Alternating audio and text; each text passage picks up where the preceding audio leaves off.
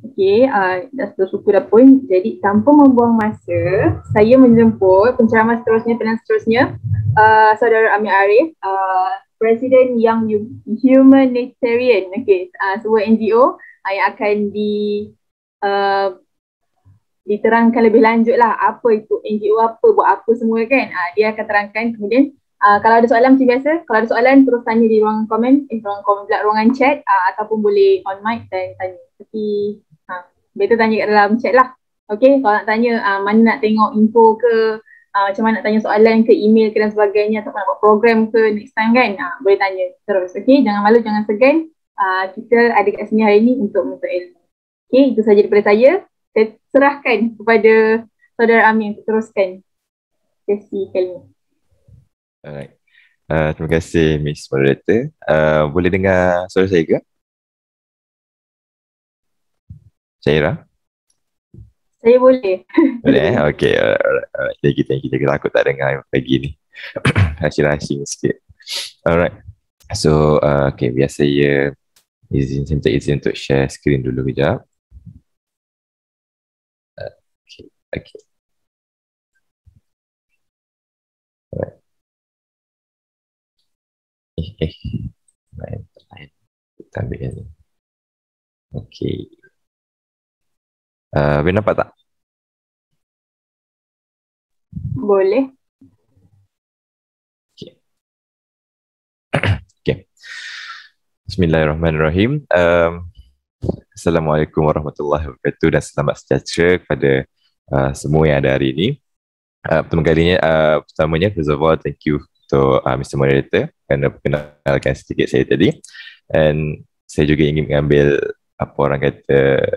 opportunity ni untuk berterima kasih juga kepada pihak IYC, International Youth Centre, kerana memberi peluang untuk saya, memanggil saya untuk bukanlah memberi ceramah, tapi saya anggap lebih kepada sharing session lah macam ni.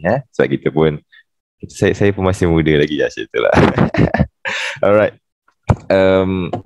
It was an honor for me. Satu penghargaan buat saya. Satu experience yang baru untuk saya juga. Jadi I think sama-sama lah kita dapat hopefully kita dapat bawa balik something daripada sharing ni. Alright. Okay.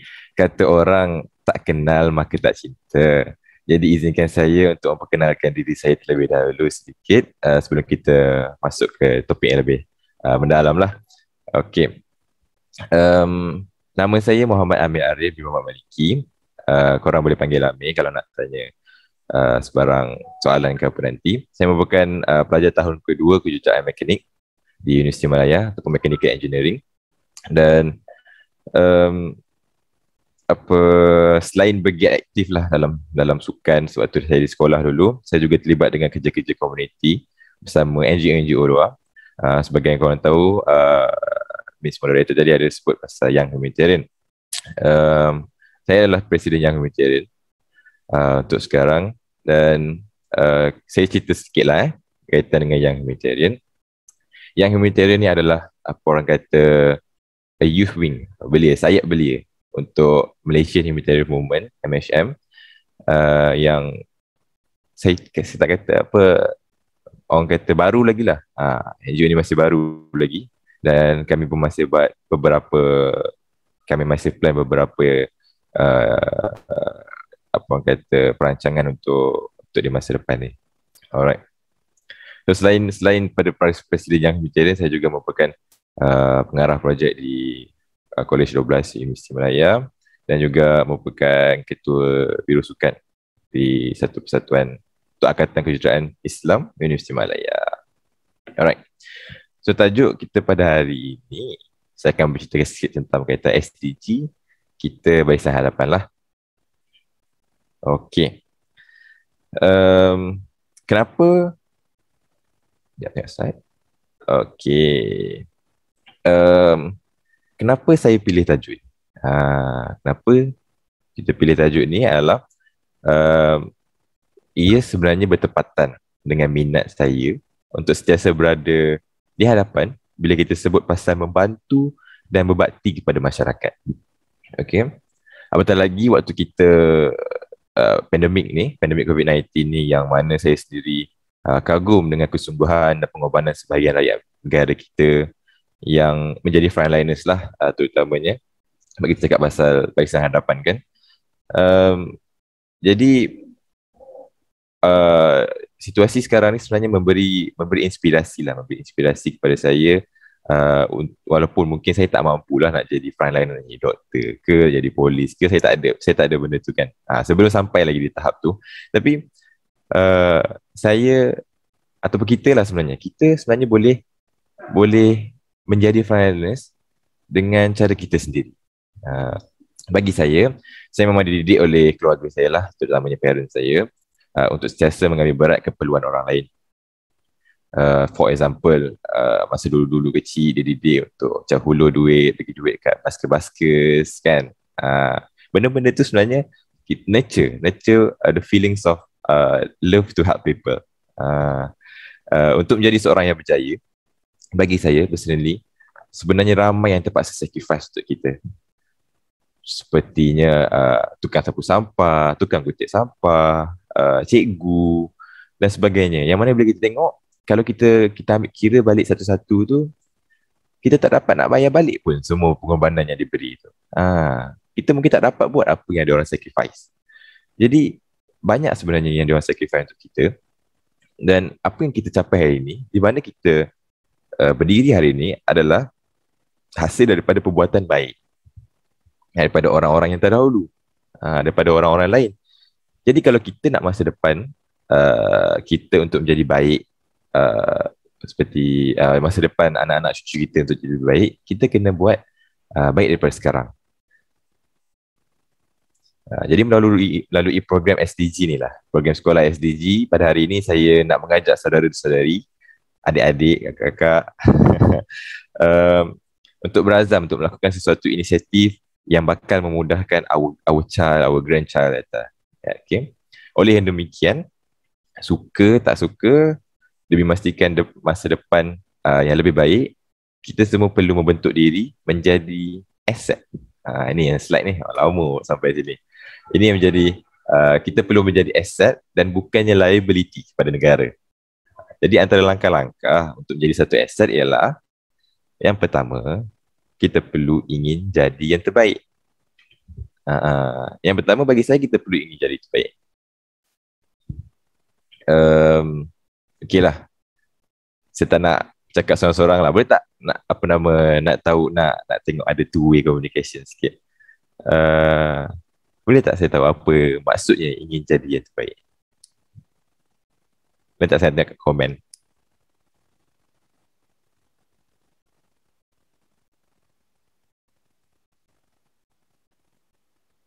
Hello?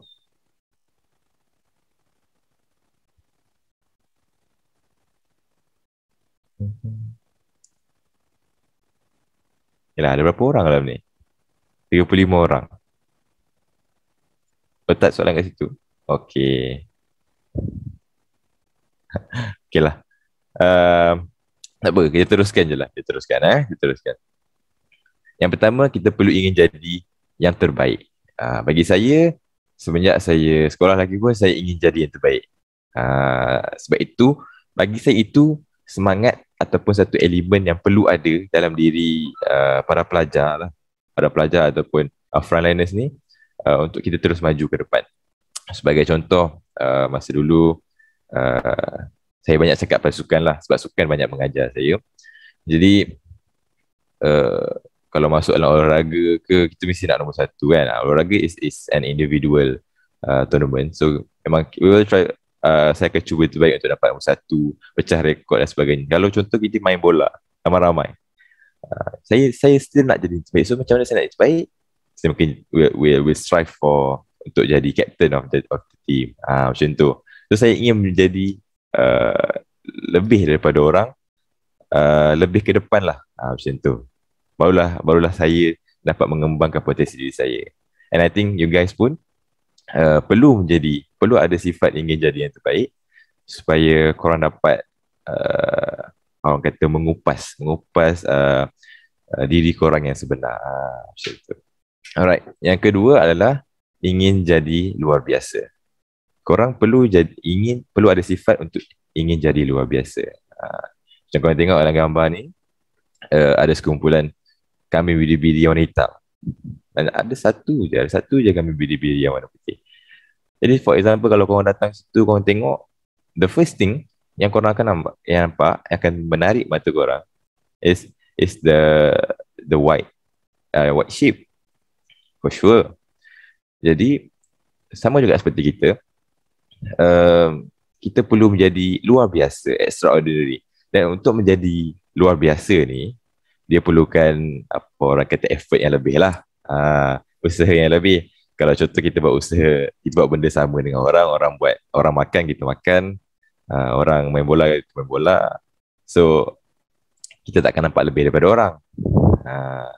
Jadi kita perlu buat something yang orang kata baru, yang lebih daripada orang lain. Bola kita nampak seperti orang kata rare lah. Saya suka guna term rare sikit. Alright. Yang gambar kat sebelah kanan ni adalah gambar saya sewaktu tingkatan 2, form 2. Ini adalah apa? Sorry, I think you need to set slide on screen. Screen saya tak gerak. Still on the first page. Oh, slide tak gerak sekarang nampak apa? First page. Oh, first page lagi. Sorry. Kejap Yep. So dekat sini lagi ke? Nampak dah? Okay, sekarang nampak gerak dah. Okay, Allah. Tak bestnya. Ralat sikit. Okay, sorry. Sorry. Okay, kita sambung. So tadi ingin jadi yang terbaik, yang pertama. Yang kedua, untuk menjadi sebuah aset, kita perlu ada sifat ingin jadi luar biasa. Saya dah cerita sikit tadi pasal kaitan dengan kambing bidi-bidi hitam putih ni. So just nak explain briefly pasal gambar saya itulah. Gambar saya tu bukan gambar sewaktu saya berumur 14 tahun. Jadi bagi saya itu merupakan satu turning point buat saya yang melajukan lagi proses saya untuk orang kata menolong orang lah, senang dalam masuk ke sukarelawan dan kerja-kerja komuniti ni. Jadi itu gambar dekat Cambodia pada tahun 2017, if I'm not mistaken. 17 ke 16 macam tu. Pergi bersama my dad lah. Masa tu pergi tak tahu pergi untuk apa sebenarnya. Pergi duduk hotel kan. Duduk hotel. Apa ni hotel lawa duduk tepi sungai. Kita betul ke nak pergi buat kerja sukarelawan ya? Macam tu lah.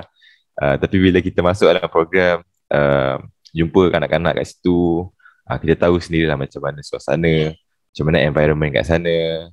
Jadi itu sedikit dapat mengajak erti bersyukur lah dengan keadaan sendiri di negara sendiri. So itu sebenarnya jauh beza.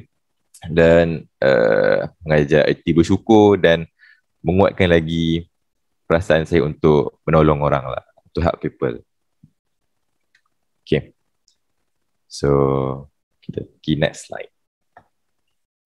Okay. Yang ketiga, untuk jadi sebuah suatu aset buat negara, kita perlu ada sifat ingin menjadi penyelesai masalah. Kita perlu jadi penyelesai masalah. Macam ayat saya lah ni, ini adalah ayat saya ketika saya menjadi speaker untuk satu program Internation Ecosoc Youth Forum.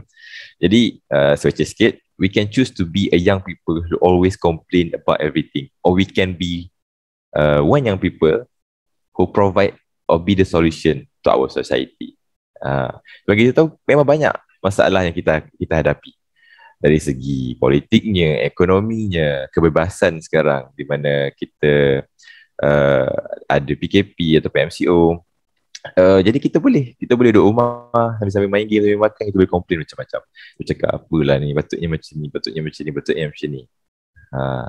Tapi adakah kita akan dapat apa-apa daripada leteran dan komplain? Jadi saya rasa kita sepatutnya uh, melakukan sesuatu yang boleh memberi kita impact lah. Maksudnya kalau kita buat something tu, kita akan dapat hasil daripada situ. Jadi go, bangun and suarakan that thing yang korang tak suka, then maybe insyaAllah suara tu akan didengar. Macam tu, at least we did something. We try to provide solution to our society yang mana kita rasa benda ni paling penting lah untuk kita, untuk masa depan, untuk shape our future, and also to ubah lah. Sebab kita memang as a young people ni, macam-macam benda yang kita nak ubah dan kita nak ni, tapi kita kena ikut, kena tengok juga betul ke, ikut kesesuaian tak, dan sebagainya. Sebab saya rasa sekarang kita sangat-sangat bergerak laju dengan peredaran zaman, termasuk dengan teknologi dan sebagainya. Jadi negara kita sendiri memerlukan orang-orang muda lah, orang-orang muda macam kita semua ni, belia, untuk menjadi pemangkin yang membentuk masa depan negara. Saya pun baru lepas 3 hari program libat urus untuk membentuk model belia 2030, 3 hari yang lepas, daripada Rabu sampai Jumaat. Jadi kat situ saya jumpa ramai belia-belia daripada seluruh negara dan different background yang suarakan banyak pendapat dari segi ekonomi, dari segi hutang, sewa rumah, hak milik rumah dan sebagainya. Okey, so kita terus. Dan yang terakhir, saya rasa yang terakhir kita perlu kena ada sifat ingin untuk merebut peluang. Macam gambar tu, itu bukan gambar saya pada Form 4, waktu Form 4, menjadi sukarelawan Sukan C. Okey. Di mana Malaysia, kita tahu itu susah sangat untuk Malaysia menjadi tuan rumah Sukan C, sebab benda tu kita akan cycle kan. So okay, so mungkin kalau tahun ni Malaysia jadi tuan rumah, 20 tahun lagi baru Malaysia akan jadi tuan rumah lagi. Jadi bagi saya, walaupun saya seorang pelajar lah waktu tu, Form 4, yang mana saya masih ada tanggungjawab untuk belajar, studies, tapi saya ingin mencubalah. So, saya apply untuk jadi seorang sukarelawan, dan alhamdulillah saya dapat.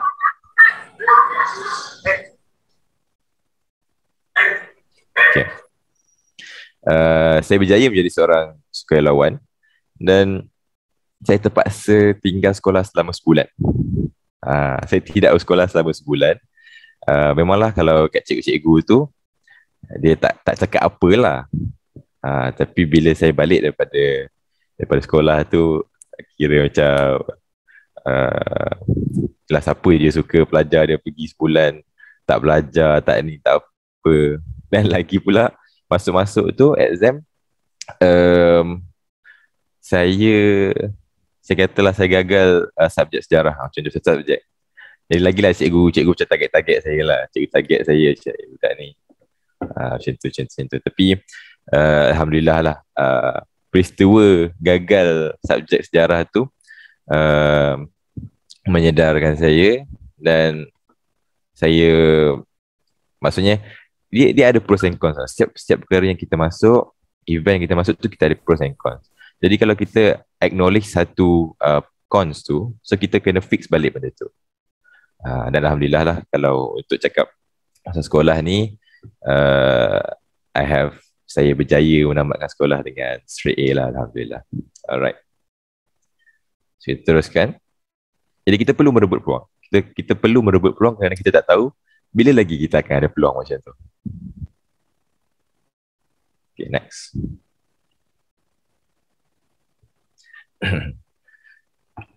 Makna kehadiran. Okay, saya nak cakap sikit lah. Dr. Azizan Bahari, seorang pensyarah dan bekas setiausaha kerja Majlis Belia Malaysia, telah menulis sebuah buku yang bertajuk Makna Kehadiran. Beliau menyatakan bahawa terdapat perbezaan yang jelas antara individu yang berpeluang hadir dalam suatu event, suatu program, berbanding dengan individu yang hanya mendengar berkaitan dengan event tersebut. Itu adalah makna kesukarelaan yang sebenar. Maksudnya, Dr. Azizan Bari ni kata, seorang yang join event, yang dengar dan join event tu, dia mendapat makna kehadiran ataupun makna kesukarelaan yang lebih daripada orang yang dengar tapi tak join pun. Macam tu. Jadi, kenapa? Sebab bila kita masuk satu program, kita join satu program, kita akan dapat banyak pengalaman. Kita akan dapat exposure. Macam saya join jadi sukarelawan sukan C. Bukanlah saya jadi sukarelawan semata-mata. Saya dapat jumpa atlet, saya dapat jumpa coach, saya dapat jumpa manager ataupun pihak atasan suatu tim dan sebagainya. Jadi benda tu akan sedikit sebanyak menarik minat kita, dan memberi kita pengalaman dan knowledge yang baru lah.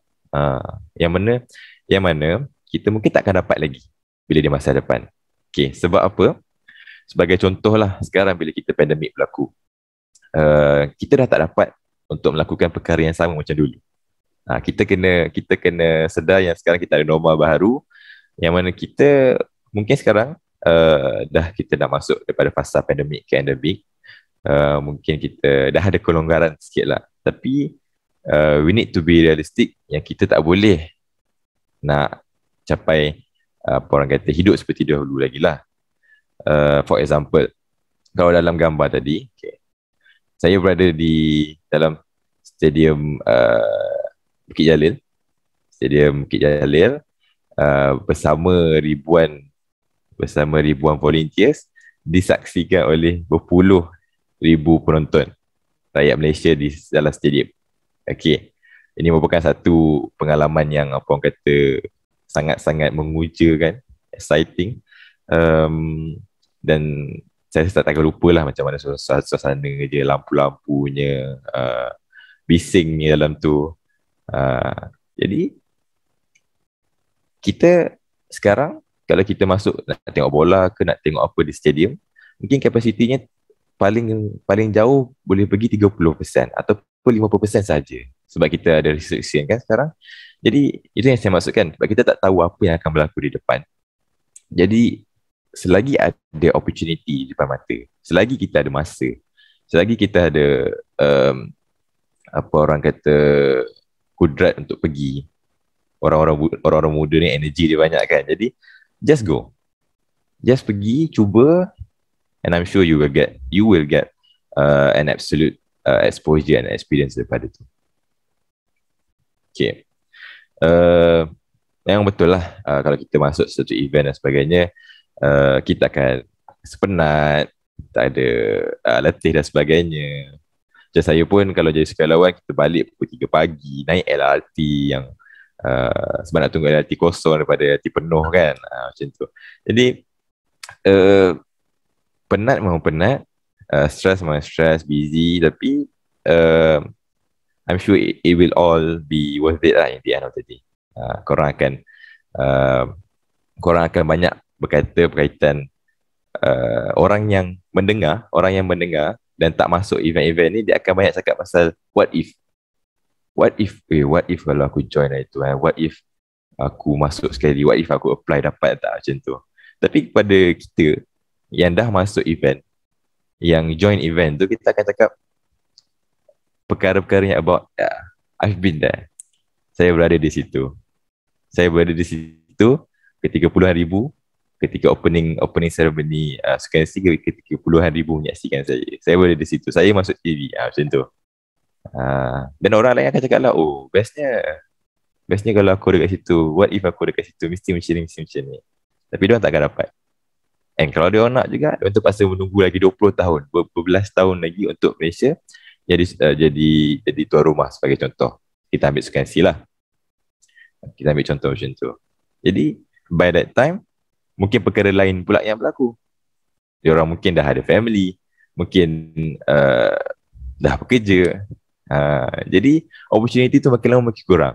Jadi selagi ada masa dan boleh kita buat, we just terus orang kata kita kan jadi agresif sikit, terus tangkap benda tu, sebelum orang ambil, orang lain ambil. Okay. So itu bagi saya makna kehadiran yang sangat berkuasa lah. It's very powerful makna kehadiran. Janganlah kita berada di sebelah pihak untuk bertanyakan soalan what if. Kita kena masuk dan biarlah kita yang mencetuskan segala perubahan yang berlaku kat diri kita. Alright. Go to next slide. Okay. Kita akan cakap sikit pasal realiti pasca COVID ni lah. Okay. Realiti pasca COVID-19, laporan Global Risk 2021. Okay. Dalam laporan Global Risk 2021, dalam tempoh 10 tahun akan datang, dia mengatakan bahawa ini start daripada Januari tahun depan lah, Januari 2022. Dalam tempoh 10 tahun akan datang, dunia akan berada pada keadaan yang tidak menentu. Okay. Masalah ketidaktentuan cuaca,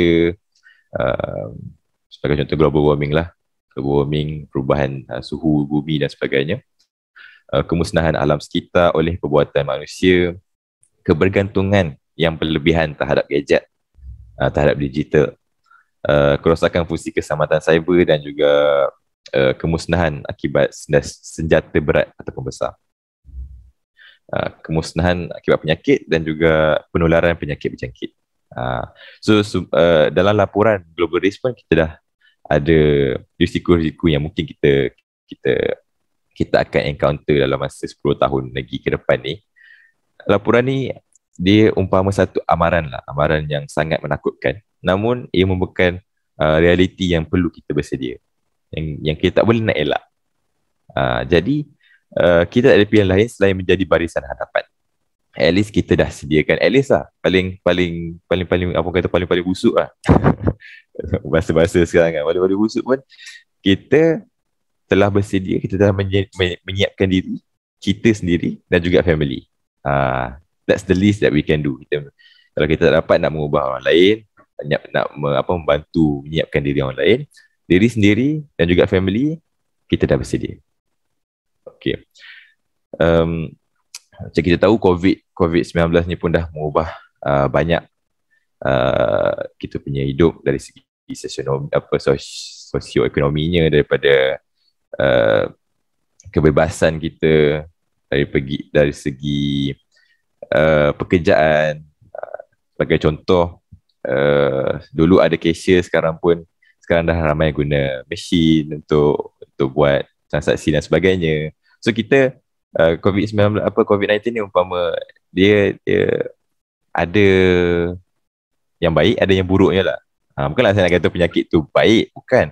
Tapi dia ada macam menjadi pemangkin ataupun jadi catalyst untuk satu sektor tu untuk terus maju. Dia tiba-tiba terus laju.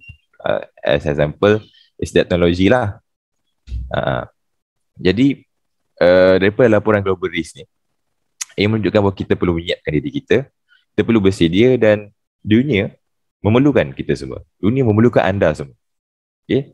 Because small is big. Okay? Masa depan dunia tidak memerlukan anda. Alamak, typo. Okay. Because small is big lah.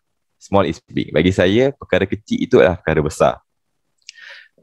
Saya tidak pernah rasa, janganlah kita pernah rasa yang kita ni tak penting.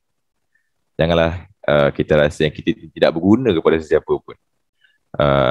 Kita, sebagai contoh, kita tak merokok, kita tak melakukan perkara-perkara yang buruk. Jadi, kita sebenarnya menyumbang kepada pembangunan 32 juta penduduk Malaysia. Ataupun lagi bagus, 7.9 billion population of the world.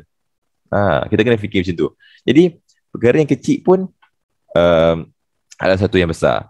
Jadi saudara-saudari, adik-adik, korang semua pun kena mula berfikir bagaimana sebenarnya kita nak membantu bangunkan masyarakat ataupun negara kita, sebab you guys yang akan shape masa depan yang korang nak.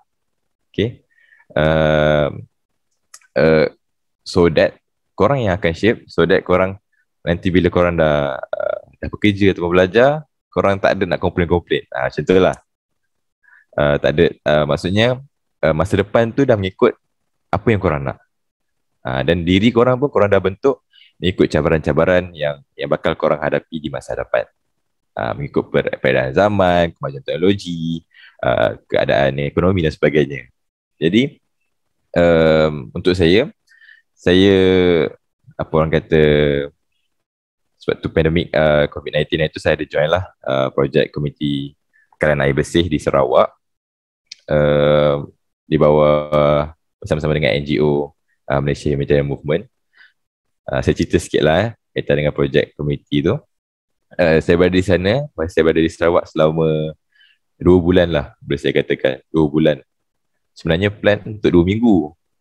Lepas tu balik sepatutnya. Balik 2 hari sebelum Raya Haji sepatutnya. Jadi saya tak bawa baju Melayu dan sebagainya. Saya pergi situ. Tapi bila berada di sana lepas 2 minggu, tiba-tiba the pandemic hits and the government tukar sebagainya, polisi. Kalau volunteer nak keluar pada Sarawak boleh, tapi nak masuk kat Sarawak tak boleh. Jadi kalau contohnya kita orang keluar, there will be no volunteers yang akan continue the mission untuk project committee, untuk kita supply air bersih kat kampung tu lah. Jadi they ask us to stay there, untuk jalankan mission, untuk habiskan mission. Jadi end up-nya saya bersama rakan-rakan yang lain duduk sana untuk 2 bulan lah. 2 bulan. Dan sepanjang 2 bulan tu, saya rasa saya bersyukur. Saya sangat bersyukur kerana sepanjang 2 bulan tu, dalam program tu sebenarnya mengubah diri saya lah. Sangat-sangat, dia mengubah diri saya sangat-sangat radikal lah saya kata. Banyak. Saya daripada seorang introvert yang dulu malu-malu nak bercakap, malu-malu nak cakap dengan Kak Fah dan sebagainya, Kak Sharifah kita ada dalam ni. Jadi sampai berdirinya saya di hari ni. Berdirinya saya pada tahap hari ni. Saya boleh sharing dengan korang. Saya berani untuk menerima pelbagai jawatan di college. Saya berani untuk berjumpa, meeting orang untuk orang kata, untuk mengembangkan diri saya lah. Macam tu. Dan dalam yang humanitarian, daripada program sebelum tu, daripada program di Sarawak tu, selepas habis, kami yang orang kata yang sebaya lah, saya bersama-sama rakan-rakan daripada UM dan juga ada daripada UiTM Sarawak, ada 2-3 orang daripada Sarawak. Di situlah tercetusnya ataupun terciptanya yang humanitarian, satu sayap belia untuk Malaysia Humanitarian Movement.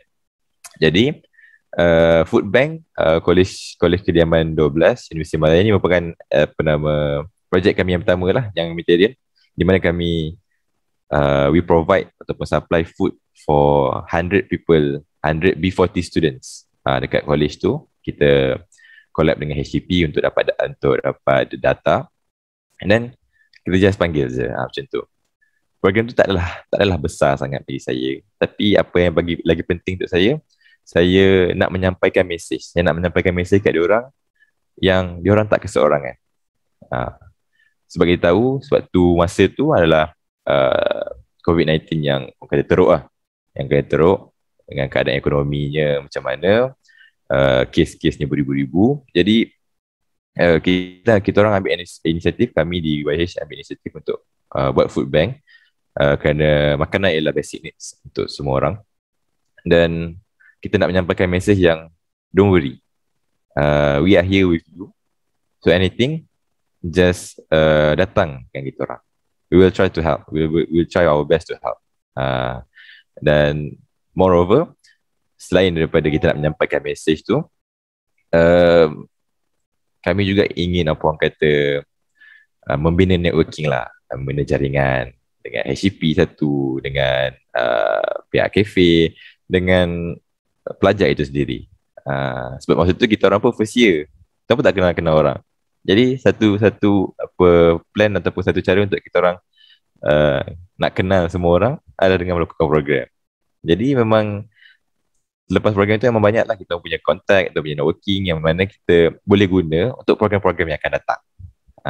Jadi jangan takut untuk melakukan the first step. Memang the first step is always the adalah tangga yang paling tinggi lah. Jadi bila korang dah lepas the first step, the next step will be easier and you will go with the flow. Percayalah. You will have the momentum untuk climb the stairs. Okay. So dalam yang Humanitarian, kita juga ada satu inisiatif baru lah yang saya nak explain sikit berkaitan dengan Orang Minyak Movement. Kalau korang nampak kat bawah tu. Okay, Orang Minyak Movement ni adalah satu, saya explain briefly je, satu kempen kesedaran untuk mengurus sisa minyak masak domestik di rumah kediaman masing-masing. Bagi saya kerana minyak masak ni penggunaannya tinggi. Kita everyday guna minyak masak. Tetapi kalau semua penggunaannya tu, dia punya sisa tidak diuruskan dengan betul, dan kemudiannya lebih-lebih lagi pada contohnya sinki yang tak ada jaring, lepas tu dibuang terus kan, direct masuk ke longkang ataupun dibuang dalam tandas. Jadi benda tu akan mencemarkan alam sekitar kita lah. Saya ambil penting kaitan perkara itu. Jadi plannya untuk Orang Minyak Movement, minyak-minyak masak ni kami akan kumpul dan kami akan jual kepada pengusaha biodiesel, pada company-company.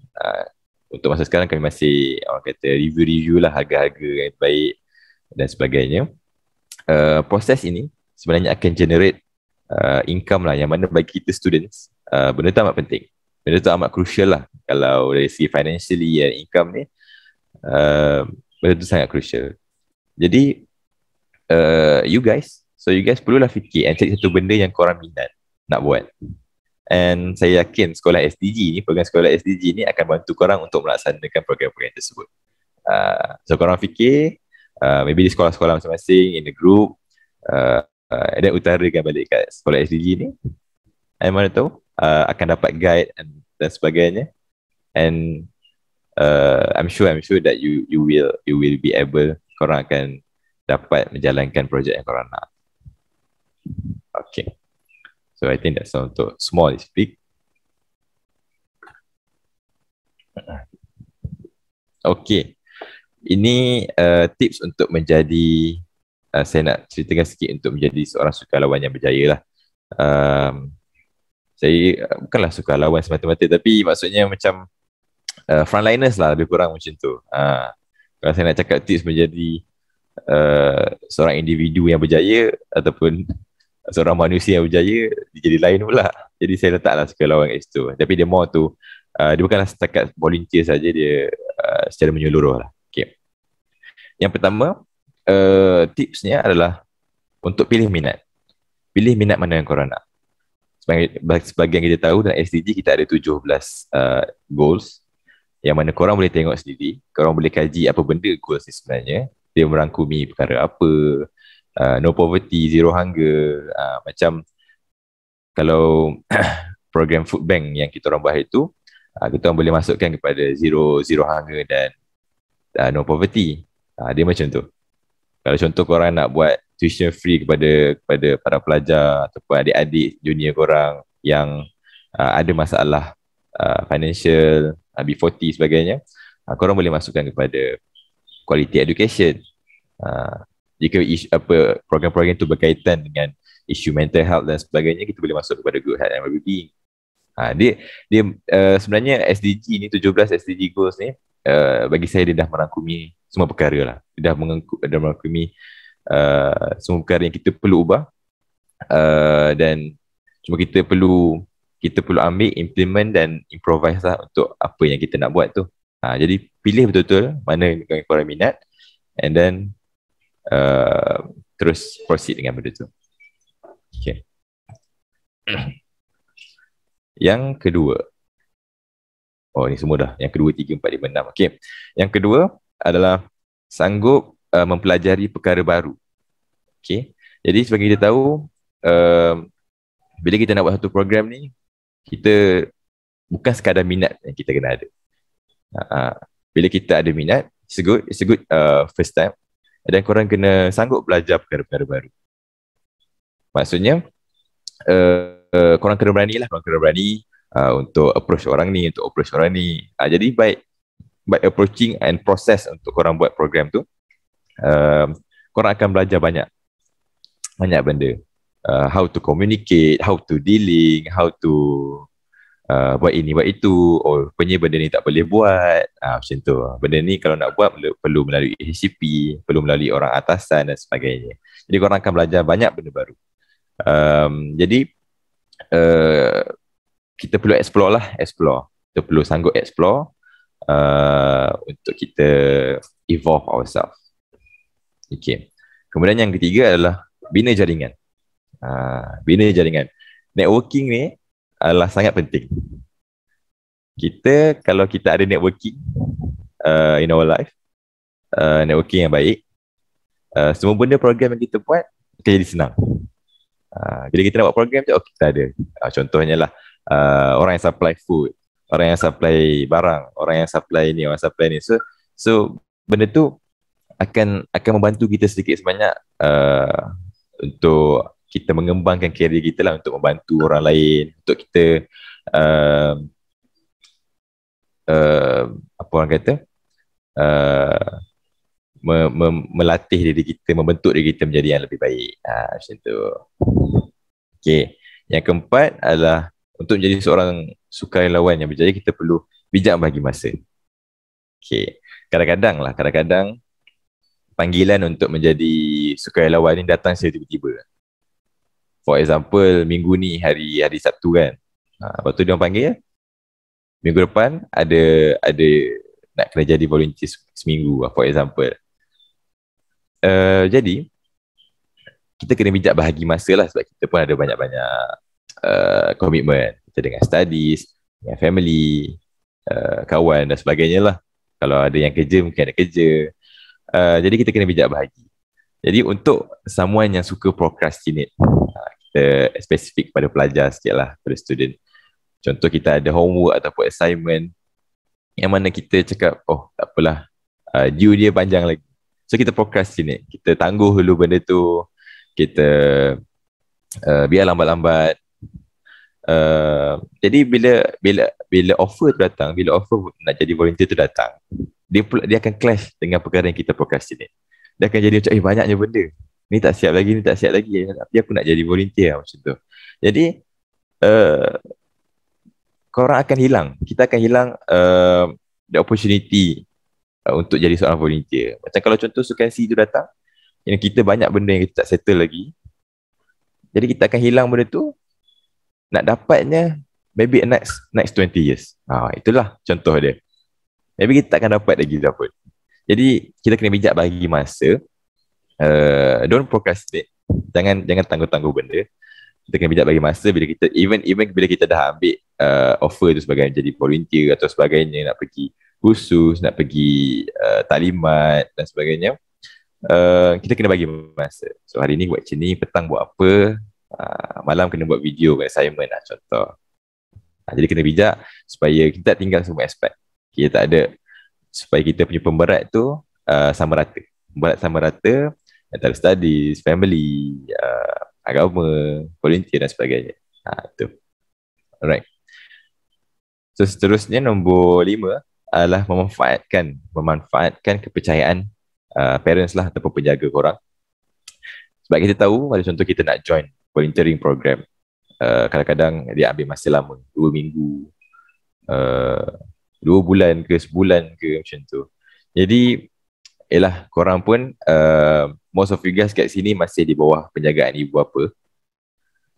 Jadi korang kalau nak join volunteering program tu, balik tu tunjuk hasil. Tunjuk yang korang dapat something daripada that program. Sebab kalau contoh korang pergi dan korang tak dapat apa-apa, susahlah korang nak dapat opportunity tu lagi untuk dapat orang kata lesson nak keluar tu, macam tu. Tapi jangan pula korang, bila dia beri kepercayaan, contohnya untuk keluar jalani volunteering program, kata nak keluar pergi program, tapi ada yang guna alasan untuk pergi ke tempat-tempat lain, pergi dating ke, pergi jalan-jalan dengan kawan ke kan. Jadi itu sedikit sebanyak akan memberi kesan kepada kepercayaan lah. Because for me, trust is something that you need to earn. Trust is something that you need to earn. And bila korang hilang kepercayaan daripada, tak kira lah, kawan korang ke, ibu bapa ke, family, siblings, it's going to be hard lah untuk korang dapatkan balik. Jadi benda-benda tu korang kena, you guys need to take note and jaga kepercayaan tu elok-elok, dan bila balik daripada program tu, tunjuk yang korang betul-betul ada hasil supaya korang boleh pergi lagi next time. Macam tu. Alright, and next, nombor 6 is the last thing. Is the etika lah. Etika dalam untuk menjadi sukarelawan jadi, kita perlu ada etika. Yang mana janganlah kita salah guna kuasa. Maybe sebagai seorang ketua, jangan salah guna kuasa, marah-marah, menyuruh-nyuruh sangat anak-anak buah dan sebagainya. Laksanakan tanggungjawab dengan sebaik mungkin. Dan contohnya etika, sebagai contoh, ada benda yang kita tengok tu benda tu sensasi lah, macam hot lah, so kita terus viral dengan benda tu. Sebenarnya tak boleh. So etikanya salah. Untuk perkara tu, saya ada experience sikit lah masa dekat Sarawak juga. Cakap gambar bawah tu, itu adalah ketika saya menguruskan jenazah suatu dalam program. Ada satu kemalangan yang berlaku. Jadi kami yang ada kat kampung tu, yang Muslim yang ada kat kampung tu, tak ramai, kita orang je lah. Untuk orang kampung lain semua agama-agama yang berlainan kan. Jadi sewaktu menguruskan jenazah tu, sewaktu dia dalam klinik, maksudnya saya dah ambil gambar, beberapa gambar sebagainya, bukan untuk viralkan ke apa, jadi untuk sebagai apa orang kata report sebab kita dalam program kan. Dan untuk tahu apa yang perlu kita buat sebenarnya. Time tu dah pucat tengok jenazah terbaring kat dalam klinik. Memang sejuk lah tangan. Kalau nak tanya Kak Pah, Kak Pah boleh tahu. Kak Pah ada seorang-seorang, Kak Pah lah yang, Kak Sharifah lah yang baca Yasin seorang-seorang bersama jenazah masa tu. Okay. So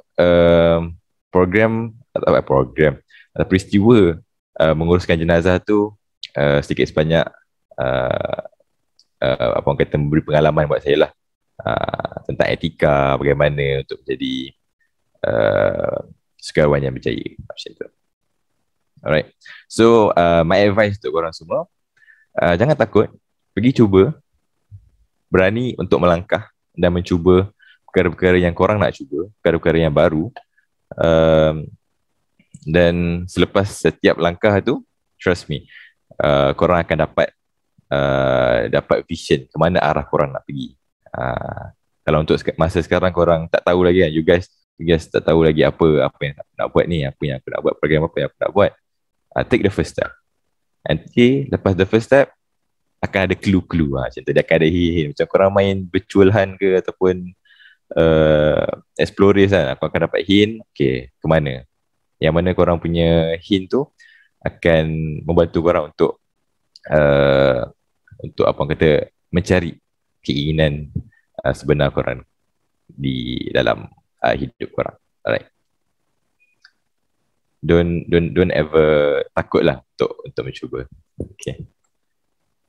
Seterusnya, okay, keluarga Malaysia. Saya mungkin masih muda kalau nak dikira dengan ikut umur lah. Tapi pengalaman saya ke Cambodia sendiri, macam saya cakap tadi, masa umur tingkatan 2, masa umur 14 tahun, saya tak sanggup nak tengok negara kita hancur kerana rakyatnya hidup sendiri-sendiri.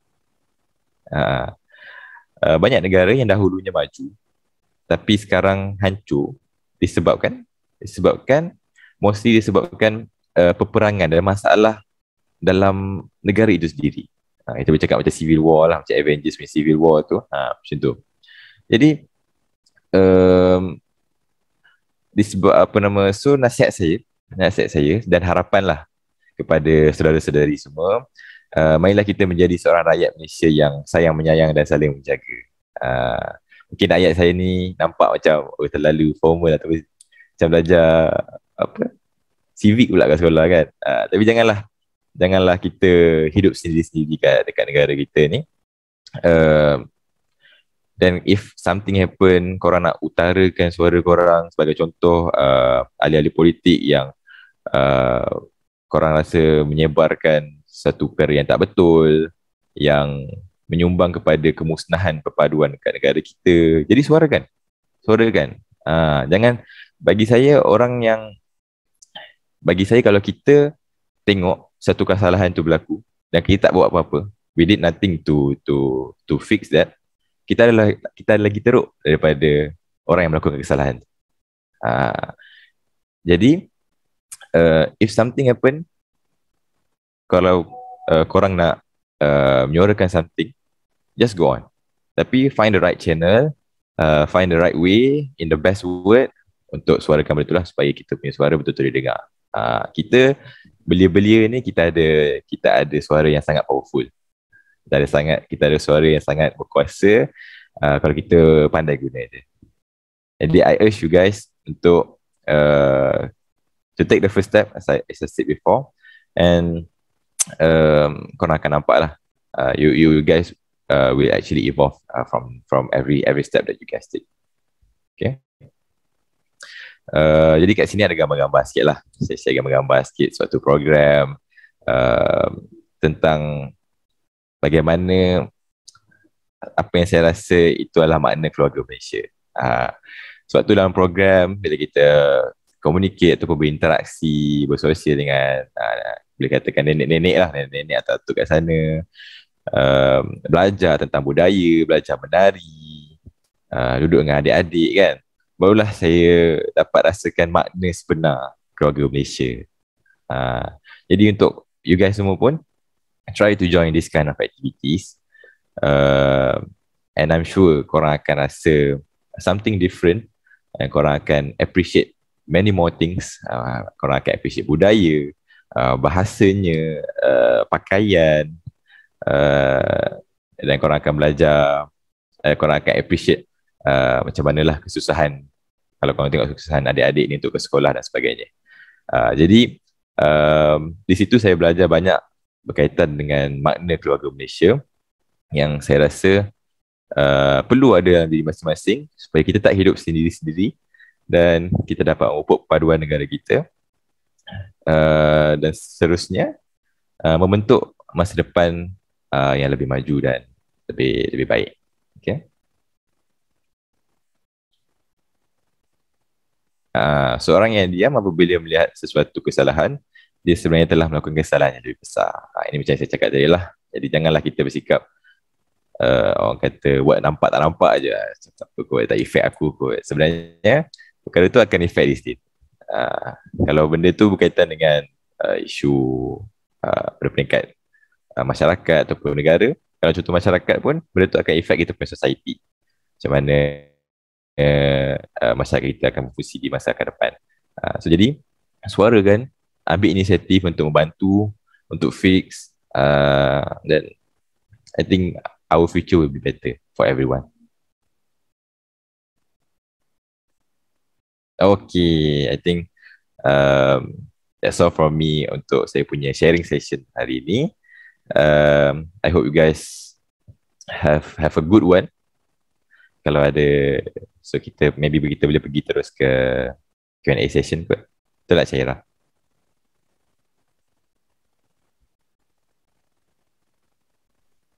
Okay, kalau ada soalan boleh tanya di ruangan chat.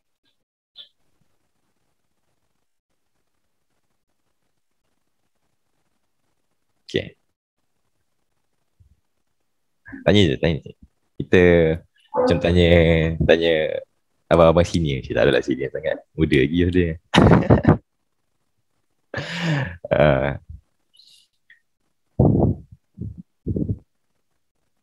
Adakah soalan?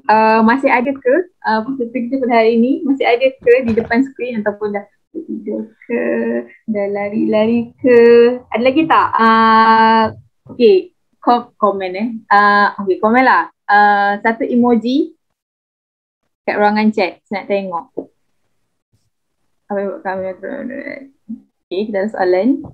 Okay, sementara Amin menjawab soalan, mungkin yang lain boleh komen lah. Nak tengok masih ada tak orang yang ada dalam ruangan Zoom ni. Okay. Okay, saya boleh jawab soalan Kak Sharifah Nuriza dulu Saya sambil. Okay. Kak Sharifah tanya apa yang membuatkan Amir nak teruskan apa yang Amir dah buat. Amir nak buat. So, apa yang teruskan yang buatkan saya terus berlari lah dalam this apa orang kata benda yang saya nak buat is minat saya lah basically Kak. Jadi bagi saya minat tu sangat penting. Minat tu sangat penting untuk kita teruskan perjuangan kita. Kalau kita tak ada minat, mungkin kalau satu program tu kita masuk dipaksa, so lepas tu kita tak tertarik dengan program tu, kita akan boleh-bolehnya cari jalan mudah nak lari pada program tu. Macam tu. Cari jalan nak balik, cari jalan nak habiskan awal. Jadi kita perlu ada minat. Jadi bagi saya sangat minat untuk apa orang kata involuntary work, community work, yang mana saya rasa program-program itu mendekatkan saya lagi dengan masyarakat from different background and mengajar saya pelbagai benda. Kalau dulu saya tak boleh nak menari sikit-sikit, sekarang dah boleh lebih poco-poco macam itulah. Walaupun poco-poco taklah kira menari, tapi something new. Kita belajar pasal budaya, kita belajar pasal adat, kita belajar pasal bahasa dia orang. Jadi benda tu akan sikit banyak buat saya buat kita appreciate dengan kelestarian ataupun diversity yang ada dalam negara kita. Okay, I think that's for my answer for Kak Sharifah punya soalan. Ada soalan-soalan lain tak?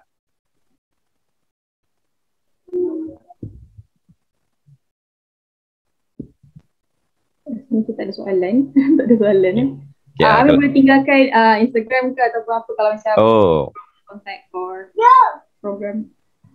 Okay. I will tinggalkan. I will put my IG semua kat dalam chat nanti Sana ada orang nak copy ke nak masuk IG kan. Okay. Follow ke untuk tengok apa yang Amin buat lepas ni. Boleh. Project dia yang mungkin students and teachers yang hadir pada hari ni, yang hadir untuk program ni boleh join or collab next time. Okay, insyaAllah boleh. Bisa tinggalkan di ruangan chat. Okay. So if there's no question, saya just nak ucapkan terima kasih untuk pihak YC kerana menjemput saya sekali lagi. This is bagi saya a new things. Thank you juga kepada senior ataupun my parents yang support. And untuk adik-adik sekalian, don't be afraid to take your first steps. Some of you dah pun bergerak, and some of you masih tertanya-tanya apa macam mana nak melangkah first step ni, macam tu. Jadi try to find your source, find your mentor, dan tanya apa yang perlu korang buat, apa yang bagus untuk dibuat, yang sesuai dengan kemampuan diri sendiri. Cuba semua benda, kita takkan rugi apa-apa. Cuba selagi kita boleh cuba. Bahagikan masa elok sebab kita studies tu penting.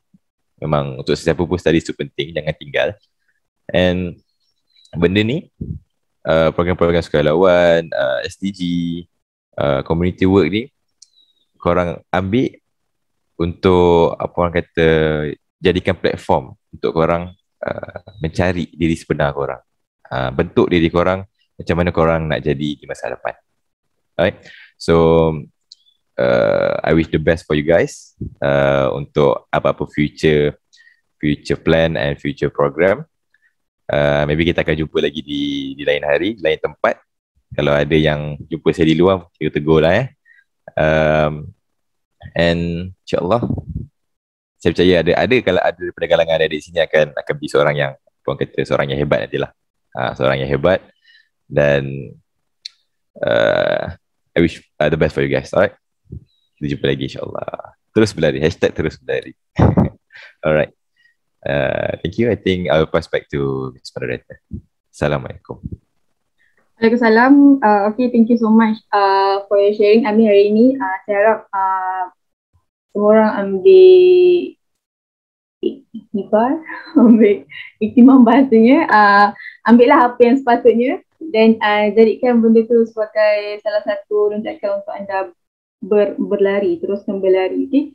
Dan pesanan saya juga sebagai seorang mahasiswa, dan Amir pun mahasiswa yang tadi pun saudara Rashdan seorang mahasiswa, pelajaran itu penting, tapi cuba stabilkan, cuba fikirkan macam mana pelajaran tu boleh kita applykan kepada masyarakat. Jangan anggap pelajaran tu untuk kita saja, tapi sebenarnya pelajaran tu adalah untuk kita dan juga masyarakat. Kita beruntung sebab kita boleh belajar, kita boleh pergi sekolah, kita dapat pendidikan, tapi ada orang yang tak dapat peluang tu. Jadi gunakan peluang yang ada sebaik mungkin untuk contribute back to masyarakat. Okey, itu saja pesanan saya untuk sesi kali ini. Kita akan bertemu semula pada jam 11.30 pagi di ruangan, dia akan ada breakout room. Okay, breakout room macam mana? Kita akan bahagikan para peserta mengikut room tapi secara rawak lah. Maksudnya nanti akan dibagikan contoh macam sekolah ni, tiba-tiba terjumpa dengan sekolah ni. Masa tu lah nak berkenalan antara sekolah dan sekolah. So kita ada dalam ni, untuk sekolah SDG Seri 2 ni kita ada sekolah daripada Kuala Lumpur, Selangor, Perlis dan juga Kedah. Jadi kenalan lah, mana tahu akan datang kita boleh antara sekolah ni dan sekolah ni boleh collab buat satu program ke, buat satu NGO juga kan, kita tak tahu. So gunakan kesempatan yang ada sebaik mungkin. Okay, jadi kita akan berehat sebentar selama 10 minit dan jumpa lagi lepas 10 minit. Hopefully lepas ni semua boleh on camera and participate as best as you can. Okay, that's all for me. Thank you.